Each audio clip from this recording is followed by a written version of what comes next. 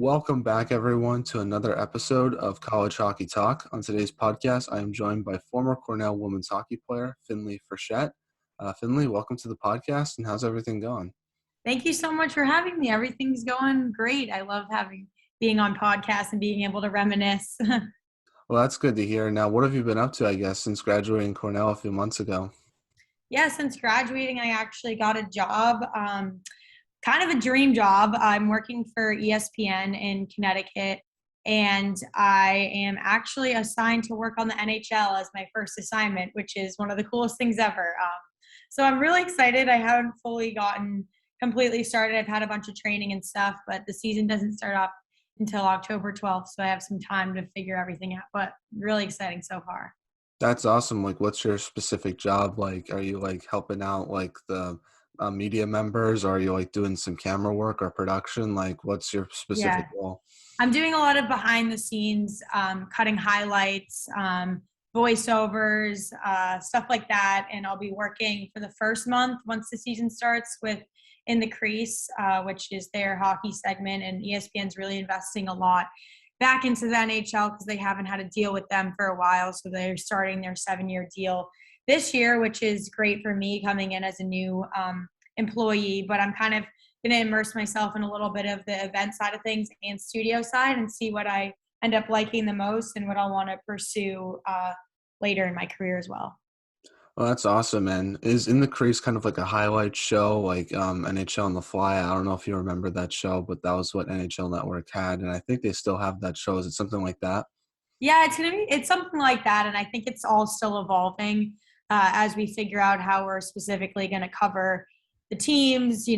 How we're going to do our intermissions, stuff like that. So it's also a work in progress. I don't have a complete answer on that yet, but it'll be something a little bit that everyone's familiar to, but also pretty unique to ESPN when it fully comes to fruition in October.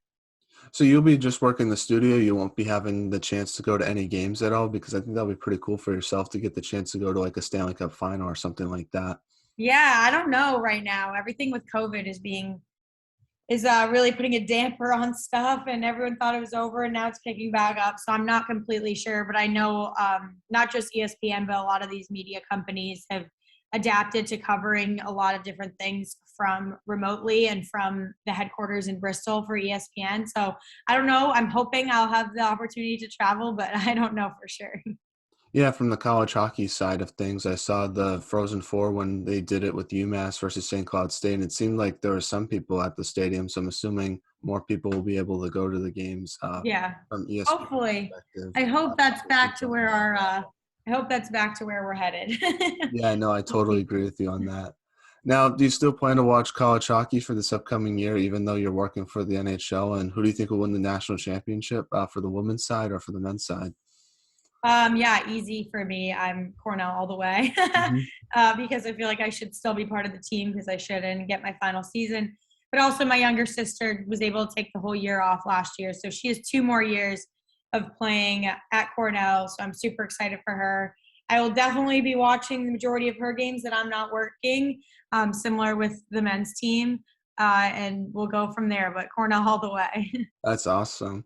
Yeah, and is it gonna be weird for herself to like kind of like have the help like freshmen and sophomores transition into college hockey? Yeah, I think it'll definitely be an adjustment. But she's had over a year now to prepare for it and to get excited. And I know she really missed it. And this past year was hard on everyone, but she was able to take that whole year off. So she's had a lot of time to think about it. And she's definitely ready. And I know the whole team is really excited to be back out there since we didn't get that chance last year. One thing that did happen to you this summer was you were drafted by the Boston Pride in the NWHL. Where were you when you found out that news, and what was your reaction to getting drafted? I know you're not going to be playing for the Pride, but I just thought it was a cool thing that happened to yourself. Yeah, it was definitely really cool. So I was actually on the train ride coming back from New York City, visiting with some of my friends. They got a call, and it was someone in the Pride organization, and they were basically like, "We're going to draft you tomorrow." And I was kind of caught off guard because I wasn't planning on playing or really anything after college. And at that point, I knew I was moving to the middle of Connecticut, which isn't really close to any of the teams. So I was kind of caught off guard, but I was like, it's pretty cool. And it was great when I was drafted because I had a bunch of people reach out to me that I hadn't talked to in a really long time. People saw it on Twitter or Instagram or articles, and that was really, really great. And it showed me how far the NWHL has come in publicizing their product so far. And I'm really happy that I was able to be a small part of it. I mean, I'm not playing this year. It's just not reasonable for me to even try with my job, but it's definitely amazing to see how far they've come, and I'm a fan, and I'll be cheering them on and helping them grow the game whatever way I can, even if I'm not playing. Well, that's so awesome that that happened, but I want to transition now and just talk about the beginning of your hockey career and work all the way up to where you are now after graduating with Cornell. So you're from Weston, Massachusetts. Mhm. Talk about growing up there and how did you start playing hockey? Yeah, so I started playing hockey because my dad actually played hockey in college. And so I'm the oldest of four. So me and my siblings have always played together. I actually was born in New York City and then shortly after moved to the Boston area where my sister and brother were born. And then from there, we moved to Chicago where my youngest brother was born. And then we moved to California, then Connecticut and back to the Weston, Massachusetts area. So I've kind of been all over. I wouldn't necessarily say I grew up playing in Weston, Mass. I kind of just grew up playing all over the country, which was a pretty amazing experience. I played boys hockey until kind of through my freshman year of high school, but I was playing for the boys varsity hockey team. So they didn't have a girls one in Connecticut. My sister and I did that together, but we were also playing for Mid Fairfield and Pittsburgh Elite throughout some of that time. So I kind of have played all over, did tournament teams, boys hockey, girls hockey, and it was an amazing experience, and it shows you how small the hockey world really is because I have friends that I ended up playing against, that go to Harvard, Princeton, Colgate, Wisconsin, all the above that I played hockey with for a few tournaments in Sweden, or where I played with when I lived in California. And it's pretty funny to see them and have our parents talking in the stands while we're playing. And so it was great growing up all over, but I definitely wasn't stagnant in Weston forever. Yeah, do you think that helped your hockey development being in different hockey cultures like California and Massachusetts? The hockey cultures there, I feel like, are probably very different, but also have some benefits to it as well. Yeah, it was interesting seeing it from all over. And I played boys hockey for the majority of my youth hockey career. So I think just for me personally, it really helped me develop into the player I became to be. I became very aggressive and, got some penalties, but most of my coaches didn't mind because that's the kind of player that they wanted on the ice. But I kind of had to be that player playing with the guys and proving myself and showing that I belonged out there just as much as they did. So in that terms, looking at it from that way, it was definitely a great experience, and I've had some really funny memories and stuff that I wouldn't trade playing with the guys and just kind of being in the locker room with them as one of them. So definitely some good times. And who was your favorite player growing up? Was it someone in the NHL or was it a female player on the national team? My favorite player, everyone who knows me listening is gonna laugh, but I love Patrice Bergeron. He is my all-time favorite player. Hope one day I get to meet with him and talk with him and ask him about his journey. But for me, I think he's an amazing person. He's well respected throughout the entire NHL. No one can say a bad thing about him. But he's also an incredible hockey player. And as I was a center in college, and he was obviously a center, one of the best in the league. So I would watch him, not just because I loved him, but watch him and learn from his craft and see how he won almost every single face-off in every single game, which is pretty impossible, but sort of modeling that after him. Yeah, no, that's a great answer because I'm a big Bruins fan myself, and I love Brad Marchand. So seeing Mhm. him and Marchand on that top line for the Bruins is something that's so fun to watch. And I feel like Yeah, even if you aren't a Bruins fan, you got to respect it a exactly. little bit. Yeah. Now, before you played for Cornell, you played for St. Paul's School. How'd you get the opportunity to go to that school and play hockey there? Yeah, so it was kind of like going into the college process, but in a really small way. I remember going to a bunch of prep school showcases and stuff like that. And that's where Coach Heather Farrell saw me initially. And I also played field hockey and lacrosse. So it was the same coach for field hockey and lacrosse, Coach Heather Crutchfield, who's one of my favorite people ever to this day. And so she was also interested in me. And I just really was interested in going the boarding school route. So it ended up working out and it was great. Yeah, just talk about your experience with St. Paul's and what was that experience like for you overall when you look back on it now? Yeah, for me, I think it was a really great experience. Back then, it feels like forever ago. I think I matured a lot back then, and sort of had to figure out things on my own a lot. I do think that the school has changed a tremendous amount. So I don't know if I went there today, I would have the same answer. But I did enjoy my 4 years back when they happened. Now, what's the best memory you've had with St. Paul's? Um, so we won the New England championship. I think it was my sophomore year, which was really great. But I think the best memory that I have was actually on the field hockey field. I love field hockey and it was so much fun playing there. But it was my freshman year, probably like a month into school. So I'd just gotten there and we had a night game. So everybody lives on campus, 100% of the people, 100% of the faculty.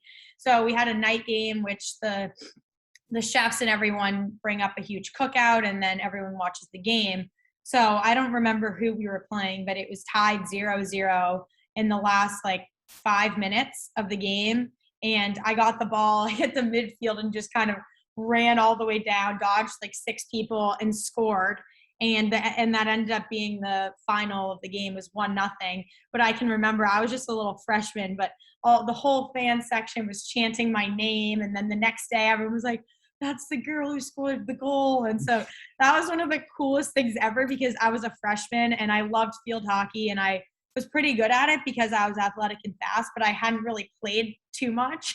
So I was just like, this is amazing. And so that was, I think, one of my, not just my best memory from St. Paul's, but one of my favorite like athletic memories of my career. Yeah, that must be just a cool experience just to go to back to school after like being a hero and like everyone knows who you are. So I Yeah. never had And that I moment. was a freshman, so I was a little overwhelmed, but something I will never forget. Yeah, totally. Now, when you think back to your time at St. Paul's, how did it help prepare you for Cornell hockey when you got there? Yeah, I think it helps me prepare in different ways than just being on the ice. In terms of leadership, I was a captain for 2 years at St. Paul's, and dealing with all of that, especially in a place where everyone lived there. So similar to college in that sense, and sort of corralling everyone, getting everyone's emotions on track, I think helps me prepare a lot for that. In terms of hockey, it helped me prepare, and I know we'll talk about it later, but I think a big reason that I was so successful was also coupling St. Paul's hockey with me playing club on the weekends in the split season there. So I was kind of always playing, but I got to play with some really great players at St. Paul's, a lot of whom went D1, and I ended up playing against and with, which was pretty special, but it definitely helped me prepare for college hockey once I got there. Yeah, like you also played for the East Coast Wizards, like you were just alluding to earlier. What was that experience like for yourself? Honestly, it was really fun because it was sort of our weekend getaway, especially living in the woods in New Hampshire. My friend went to Brewster, which was a little bit higher up in New Hampshire, and she would swoop by, pick me up, and drive me. We would usually have a practice and a game in the same day on Sundays, and sometimes they were at the same rink, but sometimes if we were playing away, we would have our practice in the morning somewhere and then have to drive through Massachusetts to get somewhere else. So I just have amazing memories at like random diners with my best friends waiting for our game. Just stuff like that was great. And I think that it did help me prepare in the sense that all the girls I was playing with and against were going D1. I know at St. Paul's, there was a handful of them. And then the rest kind of were ending their hockey career at the end of high school. But if you were still playing club through high school, you were kind of looking to get to that next step. So the competition was always there. It was always super fun, but it was definitely more challenging in a higher level of hockey than it was when I was in high school. So kind of coupling the two was great for me. Yeah, and you also learn how to balance kind of playing for your club team and playing for your school as well, which is something you have to learn when you're in college as well, Right. balancing hockey and academics in a Hmm. similar way. Now, talk about your recruiting process with Cornell. What made you want to go to that school, and just what made it different versus other schools you might have looked at, especially since you were also recruited there for lacrosse as well, which I don't know how that works, but I thought that was pretty interesting. Yes, I did play both ice hockey and lacrosse at Cornell. And my recruiting process, looking at it from me playing both sports, was pretty interesting because my first 2 years at St. Paul's, I was doing all of the showcases and the tournaments and everything, the camps for hockey to get recruited, but I was additionally doing them for lacrosse too. So my summers were pretty crazy. I never really had time off, and I had to kind of decide, did I want to pursue hockey or lacrosse more, what was really in it for me. And I was having opportunities for both sports, but I ultimately decided I was just going to focus on hockey and see where that got me. So, in my communications with coaches, when I was sitting in their office on recruiting trips and things, there's always one of my questions, would you ever consider having a two-sport athlete? To kind of just mention it, throw it out there. Never really thought anything would come of it. But so putting that aside, I went on a bunch of different visits and everything, and Cornell was by far my favorite. And my sister and I, we both said that we wanted to make our decision separately, and if it ended up being the same fit for both of us, then that was great, but it didn't have to be. And I remember we were there on our trip, on our visit, and it was in the summer going into my sophomore year and Gillis's freshman year of high school, and we were both like, we want to commit right now, whatever. And my parents were like, all right, but you guys are also committing to go to school in upstate New York, so let's wait a little bit and see a visit when it's snowing sideways. So we visited at some point in that winter. It was legitimately snowing sideways, and we couldn't even talk to the player we were assigned to on our way to her class because it was so windy. And I remember I had legitimate icicles on my lashes and eyebrows. And Gillis and I were both like, I still love it, I want to commit. So ended up committing shortly after that. And then she committed later that spring. And I wouldn't trade my experience. I was very confident when I committed that it was my favorite out of the schools I was looking at. So made me feel better throughout the entire process. Now, how would you balance both academics and hockey and lacrosse at such a high level? Because obviously the academic part of going to an Ivy League school is a lot to balance, but I feel like adding two sports on top of that makes it even more of a challenge. Yeah, for sure.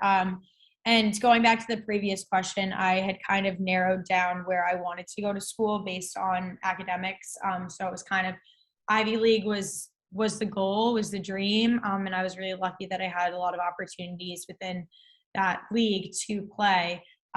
So academics had always been really high up on my list. Obviously, going to St. Paul's was a great academic school, and then going to Cornell as well. And it definitely wasn't easy balancing the two sports and the academics. I came into college as an arts and science major, just sort of general liberal, or I was in arts and science college, excuse me, just doing general liberal arts studies. I didn't have a major yet, and I wasn't really sure that anything in that school was really what I was interested in pursuing. And so my freshman spring, I started taking classes to switch into the College of Agriculture and Life Sciences within Cornell.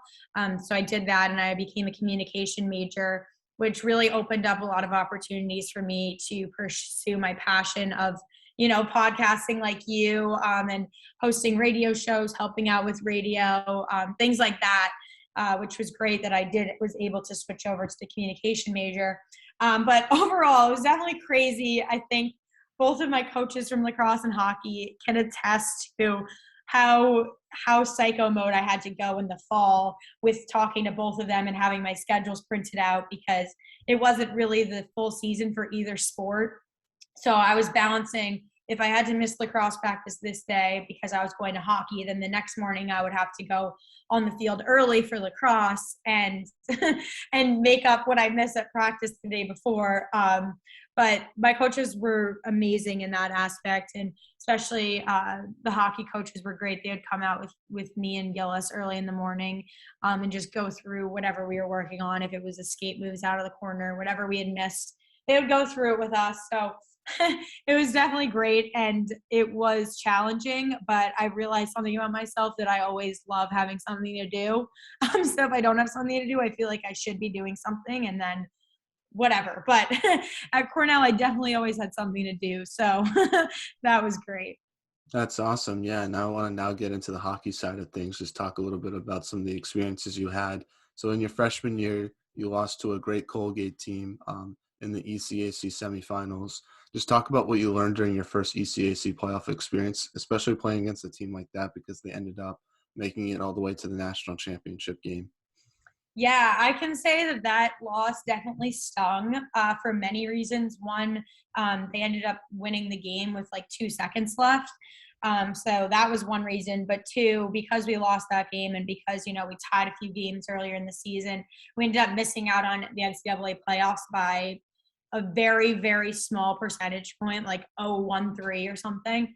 And so that was really, really upsetting because we had a great team that year. But it really kind of just showed me as a freshman that every single game matters. And I know we gave our heart and soul to every game that year, but it shows that, a tie, if we didn't tie one of those games early in the season against who knows which team, we would have made the NCAA tournament. So it's kind of a wake-up call like, hey, things aren't handed to you. We got to really work for every single game because it's kind of easy to get into the groove during the season, like, okay, next game. But when you look at something like that and when we missed out on the opportunity to play for the national championship, which was our goal, and it is our goal every single year, it really put things into perspective. So. Yeah, no, and especially because if you won that game, even if you lost the ECAC final, you still would have made the national tournament if you just Right. won that game. So that's definitely crazy to think about, and I think that definitely teaches you a lot as a freshman heading Yeah, into your sophomore year. for sure, for sure. Now, in your sophomore year, you got to play in your first national tournament. You played against Northeastern. Just talk about winning that game and what it meant for Cornell and for yourself personally, since you beat a team like that on the road. And now you look at Northeastern because a lot of those players on that team are still on the team today, and they made it all the way to the national championship game. And a lot of their players are going to be very successful for their countries in the Olympics for this upcoming year. Yeah, for sure. That's my favorite game ever that I ever played for Cornell for many reasons. I talk about it all the time, but my sister was the one who scored the overtime winning goal, which was so amazing and special, and I'll never forget that moment. But also for me being from Boston, in the Boston area, my whole family was there. My grandpa was there, family, friends, and they were all sitting. It happened to be behind the net where Gillis scored her game-winning goal. I remember my brothers telling us they were sort of on the top bowl of the rank, not where my parents were. And when Gillis scored, they just like started screaming and running through the hallways of Northeastern's ring, trying to find my family and everything. But so that meant a lot. And I was obviously a really proud older sister. My younger sister, the freshman, scored the game-winning goal. So that was an amazing memory and moment. And I remember finding her in the huddle. I was on the bench at the time, but I was the first person off, and I found her in the huddle. I was like, it's me, I love you. And Mm-hmm. she screamed back, I love you too. And it was just, we were just at the bottom of the dog pile. And that was just the coolest thing that's ever happened. I wasn't even the one who scored, but I was just as proud, if not prouder, of Gillis than Gillis was of herself. So How do you handle those dog piles? Because obviously, when you win a big game like that, you probably don't think of it too much. But it seems like it must be like very like hard to breathe in those things. yeah, and I'm honestly a very claustrophobic person, but the thing that I enjoy comparing hockey dog piles to lacrosse dog piles is that you have a cage on, so you actually automatically have some room to breathe. Mhm. Whereas lacrosse, there's no room to breathe, and then you just go into panic mode. What is being said in the dog pile, I guess, like let's go, stuff like that. Like probably just nothing really like anything specific. I'm just curious because you never really know what goes on in there. I don't even know. And I don't think if you were to ask anyone else the same question, they would know. I can tell you that I yelled to Gillis that I love her. Mhm. But other than that, I think everyone's just like screaming. I don't even know what they could be saying things, but I'm not absorbing any of it. I'm just like, oh my God. That's like the one thing about being a goalie that you kind of have to, you're used to is every time when you might win a big game, you're always going to be in the bottom of the dog pile, Right, or right. you're going to be in the top if it's an overtime goal. So Yeah, true, true. now talk about the Frozen Four experience that you had that year, because obviously it's very. I went to one in Boston in 2015 for the men's side. It was a really cool time for myself just because the whole atmosphere, the bands are there, just the whole red carpet experience that you have. And I know it's very similar to the women's Frozen Four. So besides the game, just talk about that experience of being in the Frozen Four and what you remember from that. Yeah, I think me and all my teammates that year, Cornell had been really successful in the past, but the full 4 years of girls, we never actually made the Frozen Four, and I think it kind of put things into perspective. You work your entire life to make it to the D1 level, to get there at some point, to do whatever, work really hard to get there, and being there, walking on the red carpet. Was like, dang, we made it. That wasn't easy. It wasn't whatever, but we made it to the top of the top. Obviously, people get to play for their countries afterwards and professional, but nothing really compares to playing and repping your university. And one of the coolest things that I thought when we were playing is how they set up all of the Division I jerseys hanging on the walls. And you realize, wow, we're one of 4 teams that are still playing right now. And you look up, I don't know how many D1 programs there are or there were, but it was crazy. It was like, we are one of 4 right now, really soak it in. We ended up not winning that game against Minnesota, but I think it was a really big stepping stone for the girls in the program. And the next year, COVID, but we took that feeling and we really wanted to be back there. And we wanted to prove that Cornell belonged in the top of the top, and we ended up getting back up there. And I think a huge reason that we were number 1 the following season is because we knew what it felt like to be at the Frozen Four, and we knew what it took to compete, and what we needed to do a little bit better to get to that final game. But yeah. Yeah, where was the Frozen Four hosted when you were playing there?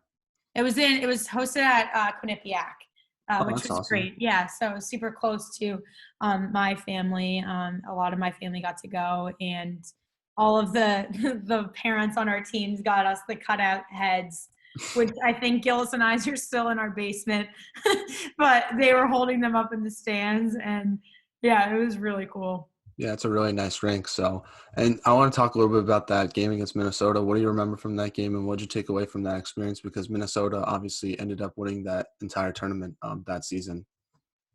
Yeah, I think actually Wisconsin won the whole thing that year, but Oh, that's my um, fault. I apologize. no, it's okay. It's confusing, but they are always up there. So, Mhm. anyways, um, I don't know what I mean, we play at Quinnipiac a lot because they're in our league.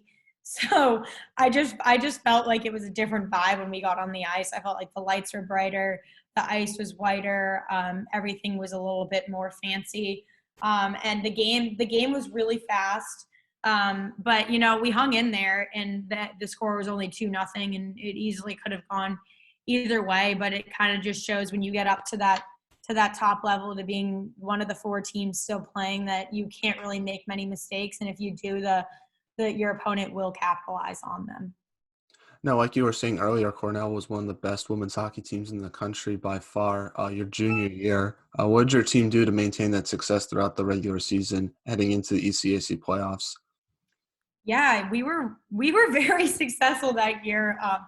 We didn't lose any regular season ECAC games, and I think that could kind of be a weird place to be in, and kind of nerve wracking. Like, oh, we want to keep the undefeated streak going, but we didn't really feel that at all. It was kind of just like, all right, next game. We didn't really go on it. We didn't really look at rankings too much, and as a program, we never really have. we know the only real ranking matters at the end of the season. So we never really dwelled on all of that stuff too much. But I think our team that year had a really great balance of fun and serious. And I think our coaching staff really dove deep into that too. You know, they would, for Halloween, they dressed up, like coach was dressed up as Dracula, and for the entire practice, full face painted, which was insane. And we had our game the next day was against Clarkson. And I don't think any other year that I was on the team that probably would have gone over well. We would have gotten distracted or whatever, but it worked out great. And our atmosphere was like, all right, we can have fun today, and tomorrow we can go out and beat the team, whichever team we're playing. So kind of understanding that balance was really important for us. And it worked. And it definitely won't work every single year, but it worked for us that year. And what leadership did you want to bring to the team? Because obviously you were a junior, so you have to, as a junior, you're getting looked at from the from the underclassmen as more of a leader. So you kind of have to adapt to that new leadership role. So what leadership did you want to bring? Were you more of a vocal leader or lead by example type of player? I was kind of a both. I would say vocal, for sure, but also lead by example. My first 2 years, I didn't play too much on the ice, but I had to figure out ways to still, make an impact on my team. So I took what I learned for those 2 years into junior year when I was playing a lot more. And I still wasn't the person scoring the overtime winners or doing the amazing passes, whatever, but I did the systems as coach wanted. I listened exactly how he wanted them done. And I always put in the extra work to try and improve what he thought I should improve on. So in that sense, I think people really followed me. But I definitely wasn't the lead by example. Hey, I'm going to score top shelf 3 times in this game, and you guys should do it too. I was more of the grinder in front of the net, getting the weird 5-hole goal because I lifted up some girl's stick, stuff like that. That was more the player I was. And there were a lot of players like that on the team. There were obviously the big names that everyone knew, but there were a lot of players that went into the success of the program that weren't necessarily, all over Twitter and everything. And I think I was a really big ally and leader for those girls. Yeah, no, I think something that some players don't want to hear, but I think is important to hear is that not everyone can be the star player on every team. You have to have people that are kind of like depth players and kind of are grinders, like you said, that put in the hard work and help the team be successful that way. And I think it's important. I think if you look at any successful hockey team, they have players like that. So I think that's a really important role that people might not realize. Right. Yeah. And I think looking from the outside, watching the games or just following the teams on various forms of social media, you kind of think that those players who do all that are the leaders. But it's only once you are able to get a behind the scenes look and look into the locker room that you realize who really is the leaders, and how this ship is still sailing and sailing so successfully is because every single person, especially on that team, held a role. Even if they were a healthy scratch, they were extremely important to our success. And they were treated like they were. There was no one treated like they were the best player in the room. Everyone was on a level playing field. And again, I don't think you can say that for most teams ever, but I could honestly say that about that team, which was really special. Now, unfortunately, your team lost in the ECAC championship game to Princeton. What emotions were you feeling after that game? Because it was in overtime and it was kind of a heartbreaking loss from your team's perspective, and from my perspective as well, because I was watching that game. I just remember how I really thought your team was probably going to win that game, and then all of a sudden, Princeton came back and won it in overtime. Yeah. I think everyone always asks about this and thinks that my emotions would be really sad. Which if you were to ask me now, or if I had known that that was my last ever Cornell hockey game or hockey game ever, I probably would have had a different answer. But in the moment, it was kind of a bummer, but we hadn't lost a game in ECAC the entire season. And so it was kind of like, all right, it was kind of unrealistic to go the whole time undefeated. But honestly, we were all just like, okay, we lost, whatever. We don't have any streaks or anything to worry about. We have 3 more games that we want to win to get to the national championship, to all of our ultimate goals, to all of our childhood dreams, 3 more games. And it was kind of like use this feeling. We don't want to feel it again. And we have a bigger championship to win. We have a bigger everything that we want to do. This would have been cool to win, but really in the end of the year, every single team at the beginning of the season is saying we want the national championship, and we still had an opportunity to get there. So honestly, the feelings were kind of excitement in the locker room. Obviously upset that we didn't pull through, but it wasn't really, oh my God, we lost. We still had 3 more games. We still had a week and a half-ish left to play those games, to still practice, to be with our teammates. So it was kind of more like that. You were supposed to play Mercyhurst, I think, in the tournament that season, but unfortunately everything got canceled because of the pandemic. Where were you when you found out that news, and what was your reaction to it? Oh God. I I don't even I kind of remember, but everything was really just a blur. We kept hearing, schools saying they were sending people home, they needed whatever. And I can remember us saying, maybe they'll let us finish our season because we only have a week and a half left. And like the men's team still had over a month, but we were in a unique spot. So we're like, maybe whatever. Then as soon as the NBA canceled their season, we were kind of like, there's literally no hope that they're going to let us play if professional teams are canceling. So I don't remember exactly where I was when I heard the NBA news, but I remember where I was when I heard that our season was being canceled. We were actually all at the rink preparing for practice to prepare for Mercyhurst. And we were all kind of in a really weird mood. Gillis and I were in a very strange mood because the Ivy League, about an hour or 30 minutes before we were supposed to meet at the rink for hockey practice, the Ivy League canceled the lacrosse season. So Gillis and I were in the locker room with all our lacrosse teammates. Everyone's crying, so upset. And then everyone was like, let's all like really think about Finley and Gillis right now. They get to keep playing. Let's get behind them. So it was kind of Gillis and I like upset, crying, but also we have an opportunity here. And we met as a team around the circle, and Gillis and I said, how lucky we are to still be playing. And then about 10 minutes after that, I think someone went out to their phone and checked their Twitter or something, and it had said that our season was canceled. And we all just kind of sat in the locker room quiet, crying. And coach came in to break the news to us, not knowing, of course, these days everything's on Twitter before it's actually officially said. And he kind of just stood at the front of the locker room, and we all just sat there, and he stood there, and we were all crying for, I legitimately think, 20 minutes. Nobody said anything. And then he finally said something, and he was going to leave the locker room and let us continue to cry. And Micah, our captain, our fearless leader, she went into the coach's locker room and asked, Coach, we're already halfway in our gear. Could we still go out and practice? I think it would mean a lot. And that was super special. We all went out. We called it the last practice. And we just went around and said which drill we wanted to play, which scrimmage, which game. And we were all just out there playing for the love of the game.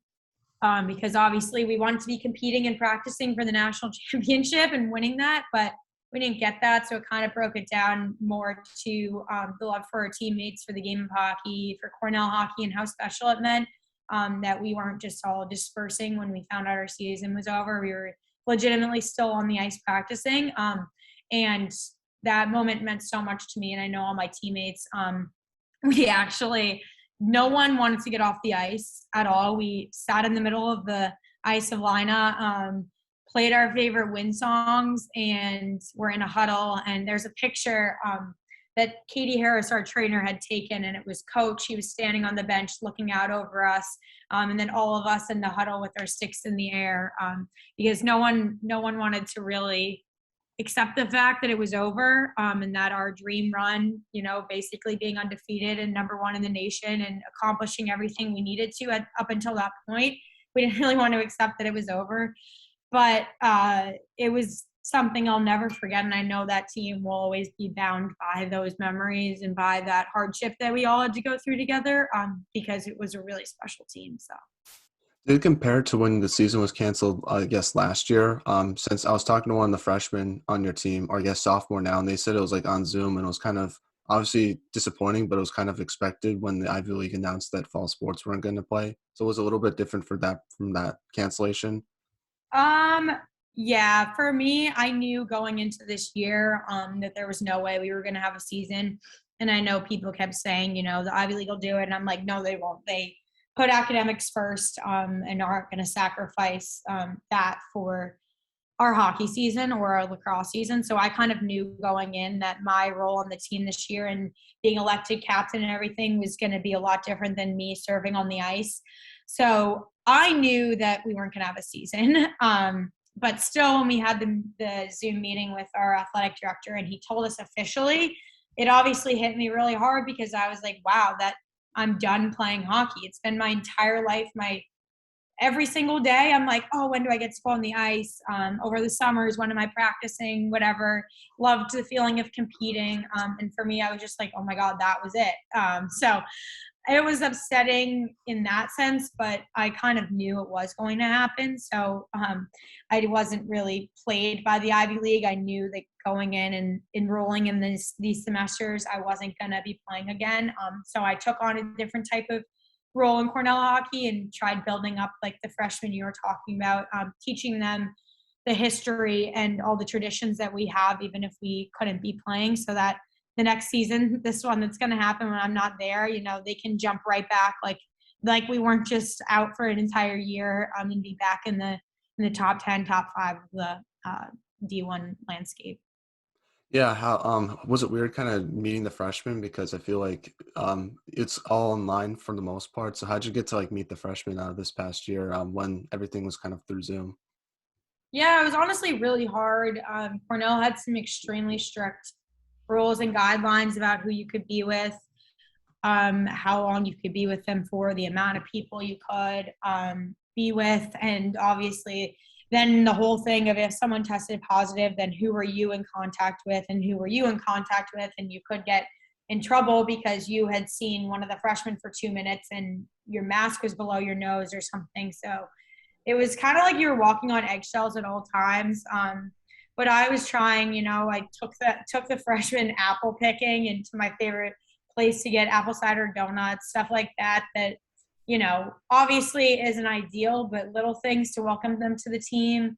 And then we would practice, but you could only have 10 people on the ice, and we were split up into 3 different locker rooms. So I was never put in our actual Cornell locker room, which honestly was probably for the better because I would have been too emotional. I'm a very emotional person. I probably would have been crying every time I was getting dressed, but it was definitely weird. And I feel bad that, we couldn't give them the full Cornell hockey experience and rundown, but I'm happy that things seem to be a little bit different. I think Cornell actually has their first day of classes today. And, they have to wear masks inside, but other than that, everything seems to be better. So I'm hoping for them that they'll get to enjoy more of the college experience this year. Oh, Cornell starts early. I don't start school until another week, so that's pretty crazy. Yeah. But that's awesome that they get to hopefully have that experience this year. Now, final hockey question is just when you look back on your college hockey career, what will you remember, I guess, the most from it? Oh, that's a hard question. Definitely being able to play with my sister is one of them. But I think just the atmosphere in line of rink is something so special and so unique for both men's and women's hockey throughout the D1, D2, D3, just line of rink, period. I will never forget. It was a scrimmage my freshman year. So the first time that we really put on the jersey and we're skating around Lina, and we still did all the pregame rituals, lining up on the blue lines for the national anthem and stuff. And I can remember lining up on the blue line for the national anthem, and the crowd every time the national anthem says red, they yell red.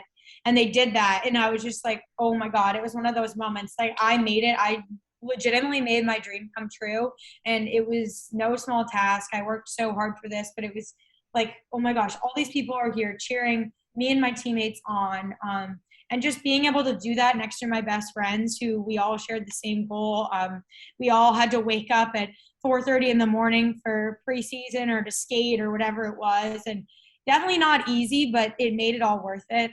So I don't think I'll ever forget the feeling of every single game, being grateful to be on that blue line with my best friends, wearing the Cornell red and being surrounded by fans. It was just so special to me. So.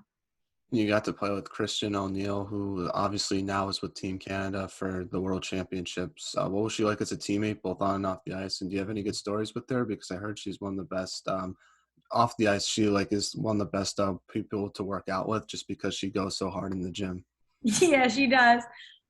She was one of my really good friends. She still is. I actually lived with her my junior year in a big house with a bunch of girls, but she was on my floor. So I have so many memories with her. I don't even know which ones to tell. But her, Micah Zandy Hart, and Jamie Bourbonnais. I'm all like, guys, I can't wait to watch you guys in the Olympics. Me and my friends, other girls we lived with, and the other girls on that team were like, we're going. I don't care where the Olympics are. We're going. Like, I don't care if I'm American. I'm wearing your jerseys. So I'm just so excited for them and to see where everything takes them. And again, I'm always their number one fan, and I'm a Canadian hockey fan because of them, cheering them on. But it's really special to have teammates and to have played with teammates that are so successful in their field, even beyond college. So I'm really grateful to know those amazing people, but also to have played with them. Yeah, so when the Olympics happen, are you going to just tell everyone, like, yeah, I played with 3 Olympians before? That's pretty Yeah. cool. Yeah, and Cornell as a whole has a lot of alums on that roster. So, Yeah. and I know pretty much all of them. So it's really special. I can be like, I'm not on that ice, but I played with them. So that means something. Yeah. Transitive property there. Yeah. Well, I saw the photo they posted with all the former Cornell people at the World Championships. And it was like 6 or 7 people on that roster, including trainers as well. So it's pretty cool to see that. Pretty cool. Now we're now in a segment I like to call the non-hockey segment, where I just ask you some non-hockey questions just to get to know you a little bit. First question is, if there was a movie made about your life, who would you want to play yourself and why? I would say Jennifer Aniston, just because she's amazing at everything. So I'd want someone to play that, and maybe it would rub off on me and my character. I think for myself, I would probably pick someone like, I don't know, Tom Cruise would be pretty cool. I like watching the Mission Impossible movies, so I think it would be cool to have him play myself in a movie. And I could say Tom Cruise played me in a movie, which most people can't say. So yeah, that's true. That's why I would pick him. Now, speaking of movies, what's your favorite movie or TV show, like what you've been watching lately? I'm honestly not a big movie person. I think my favorite movie would be, I don't know, maybe Karate Kid. The one with Jaden Smith, or the original one? The original. Karate Kid, or The Internship, about the Google internship. Oh, that's a great movie. It's everyone always forgets about it, but it's a really funny movie. And then other than that, I don't know. I've been into crappy reality TV because you don't really have to think when you're watching it, which is nice since I'm working. My brain's moving 95 miles an hour at all times. But I'm definitely not a big movie person. I would prefer watching documentaries or short TV shows. But yeah. Yeah, no, The Internship's a great movie, and I had an internship this past summer, so it was cool to watch that movie and then also be a part of an internship as well. Yeah. Vince Vaughn and Owen Wilson are hysterical together. Yeah, they're so funny. Now, for reality TV shows, I don't really watch too much of them, but some of my favorite ones, there's this one show called 24/7. Back in the day, it was before every Winter Classic. They followed the teams that are going to play in the Winter Classic, kind of like behind the scenes. Now, I'm not saying anything, but I would highly suggest to tell someone at ESPN to do that again for this year's Winter Classic, because I think it'll be really cool. So I don't know if that's in the works, but I just want to throw that suggestion out there to yourself. Maybe Butchie Gross or someone who's on the NHL to help make that happen. Yeah, no, well, one of my favorite, I was, whatever. I love Behind the Bee because I'm a big Bruins fan, and I like, getting to know the players on personal levels. But I think that that's a special thing about sports is you can see them on the ice and you don't really understand, even why they go into the corner that hard, but then you get to know what they order at dinner and how they interact with their teammates, and it all makes sense. So I love that kind of stuff. But if I ever have the chance, I will put in your your suggestion to them. Because I remember Tortorella did it one time, and they had like behind the scenes in the locker room after a bad period. He was just ripping on the guys, and it was just really interesting to see like Right. what it's like to be in an NHL locker room after a bad period and how a Yeah. coach can get very upset about that. Yeah, for sure. Because you never really see that. It's always the intermission reports. But Mhm. yeah. Now, who was the funniest on the Cornell women's hockey team when you were there? The funniest. We had a lot of really funny people. Some dry humor, some just really loud humor. I would say Amy Curlew, one of my all-time best friends, is just so funny, but she doesn't even mean to be. And we were the same major and had legitimately every single class together, and we lived together. So me and her would do weird things. We would get one Lime bike, which you can scan and get a bike, and we would only get one, even if there were two. And she would ride on the back, which was not meant for a human, and we would just ride all around campus. And it was just so funny. I mean, we did some insane, bizarre things, and just having classes with her even was just so funny and made my whole day so much better. Seeing what she was doing at any given moment. So her or Izzy Daniel is so funny. Either of the two. I could also go on Devin Facinato. I could keep going, but everyone was definitely had their own sense of humor, and it was a great environment in the locker room. Now, who had the best style on the team besides yourself, obviously?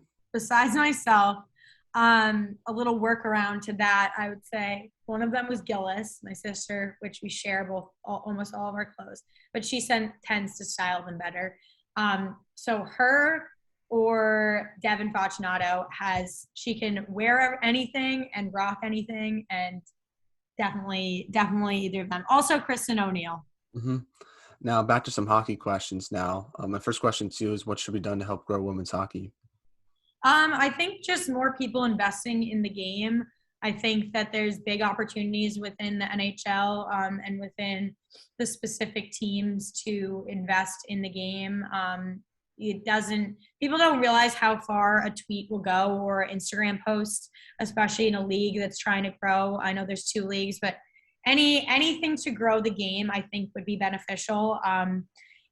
Just tweeting, hey guys, this is happening, this world championship is happening. And that's the bare minimum, but stepping it up a little bit. I think NHL Network could cover more games, could, hype up the games, could add commercials in between hockey. When the Bruins are playing the Flyers, they could say the U.S. team is playing whoever, or do highlights on certain players. So I think that there's a lot to be done, but I think the bare minimum would just be getting more eyes on the sport and on certain players. Now, what advice would you give a younger player who's trying to pursue a career in D1 hockey? I think it would probably be, if you think that you can do it, you can. For me personally, I thought my whole career that I could go and play Division I hockey. And I was told so many times, you're not going to be that player. You're not good enough. I was cut from top teams. I was placed on B teams before tryouts even happened.